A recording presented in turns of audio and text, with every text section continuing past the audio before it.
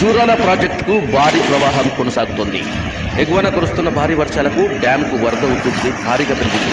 దీంతో అధికారులు మొత్తం 46 గేట్లను ఎత్తి దిగువకు నీటిని వదులుతున్నారు.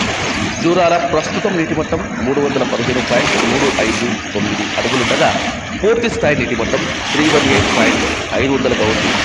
ప్రాజెక్టు పూర్తి స్థాయి నీటి మట్టం 9.6500 టీఎంసీలు కాగా ప్రస్తుతం 4.299 టీఎంసీల నీరు నిల్వ ఉందని అధికారులు వెల్లడించారు.